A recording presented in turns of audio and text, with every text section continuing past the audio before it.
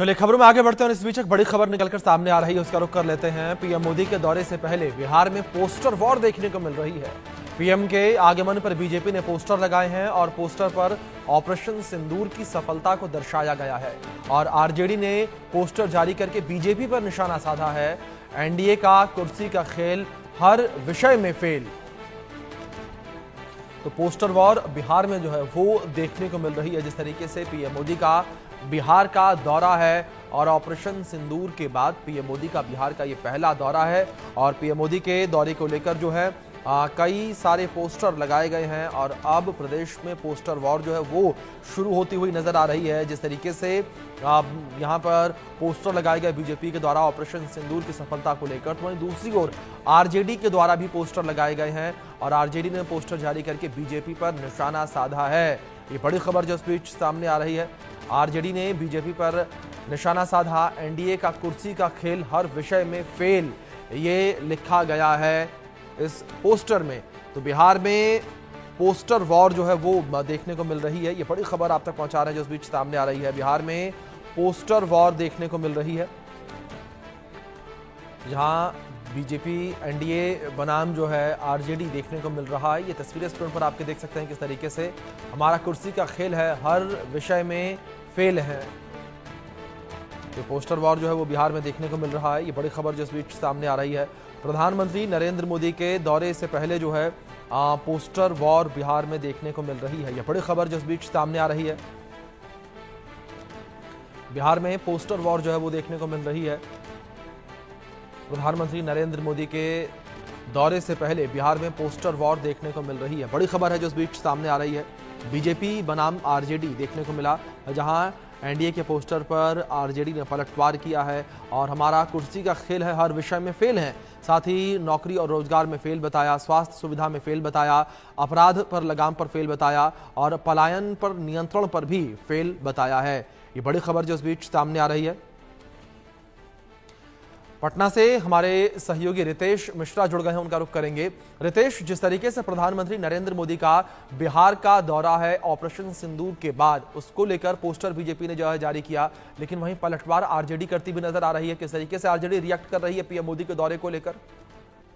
बिल्कुल, देखिए चुनावी वर्ष है तो कोई भी जो पॉलिटिकल गतिविधि होगी उस पर जमकर राजनीतिक आरोप प्रत्यारोप होगा। पहले देखिए कि बीजेपी काफी उत्साहित है। प्रधानमंत्री Narendra Modi back to back Bihar में रैलीज को संबोधित कर रहे हैं। जब पहलगाम आतंकी हमला हुआ और उसके बाद जब देश कह रहा था कि भाई पाकिस्तान को सबक सिखाइए, तो बिहार की धरती सीतामढ़ी से ही, माफ कीजिएगा, मधुबनी से ही प्रधानमंत्री नरेंद्र मोदी ने हुंकार भरी थी और कहा था कि करारा जवाब मिलेगा।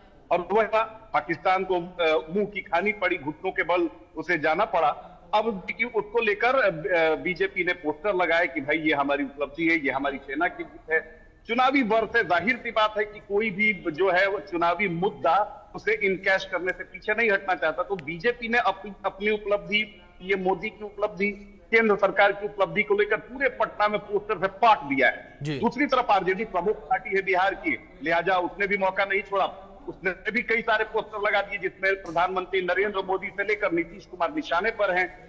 रोजगार के मुद्दे पर घेरने की कोशिश की गई है, महंगाई के मुद्दे पर घेरने की कोशिश की गई है, बिहार को स्पेशल स्टेटस और स्पेशल पैकेज के मुद्दे पर घेरने की कोशिश की गई है, बेरोजगारी, पलायन, तमाम जो मुद्दे इस बार इस चुनावी वर्ष में हावी हो सकते हैं, जो प्रमुख मुद्दे होंगे, उन तमाम मुद्दों को लेकर आरजेडी ने निशाना साधा है। आज तो एक बाकायदा प्रेस कॉन्फ्रेंस भी की गई है। अब सभी को इंतजार है प्रधानमंत्री नरेंद्र मोदी जब बिहार पहुंचेंगे, 5 बजे से उनका रोड शो होगा। रोड शो के दौरान प्रधानमंत्री नरेंद्र मोदी क्या कुछ कहते हैं, इसको लेकर भी मीडिया की तो नजर है ही, उससे कहीं ज्यादा जो विपक्षी पार्टियां हैं बिहार की, उनकी नजर है, ताकि फिर से निशाना साधने का मौका मिले। क्योंकि देखिए प्रधानमंत्री नरेंद्र मोदी का 2 दिवसीय दौरा है। आज रात वो पटना में ही रुकेंगे, जो अतिथि शाला है वहां पर रात्रि विश्राम करेंगे। कल रोहतास जिले में विक्रमगंज में उनका कार्यक्रम है। 50,000 करोड़ शिलान्यास भी करने वाले हैं, योजनाओं का उद्घाटन भी करने वाले हैं।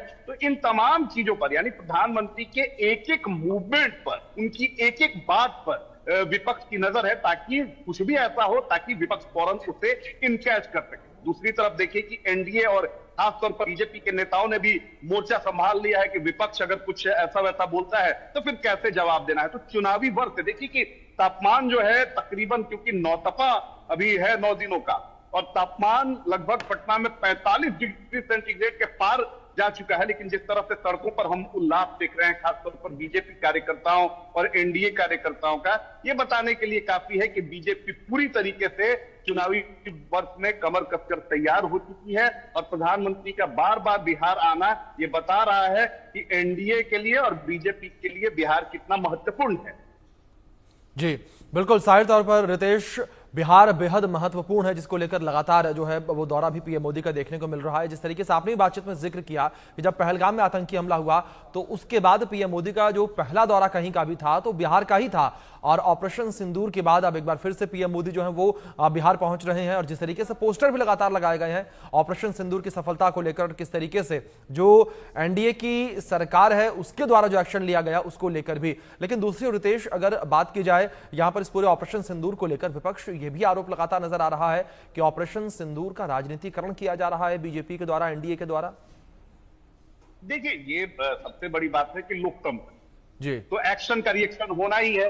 और विपक्ष की भी सराहना करनी होगी कि ऑपरेशन सिंदूर के दौरान देखिए कि विपक्ष किस तरीके से मुस्तैदी के साथ एकजुट होकर उसने एक पूरे विश्व को, विपक्ष ने भी मैसेज दिया कि राजनीतिक आरोप प्रत्यारोप, राजनीतिक भेदभाव अपनी जगह पर है, लेकिन जब देश की बात आएगी, जब देश एकता और अखंडता की बात आएगी तो सारे राजनीतिक दल जो हैं वो मनभेद भुलाकर, मतभेद भुलाकर एक मंच पर नजर आएंगे। अब चलिए, ऑपरेशन सिंदूर में जिस तरीके से हमारे जवानों ने पराक्रम दिखाया, पाकिस्तान को घुटनों पर ला दिया, मुंह की खानी पड़ी पाकिस्तान को, पूरे विश्व में उसकी किरकिरी हुई।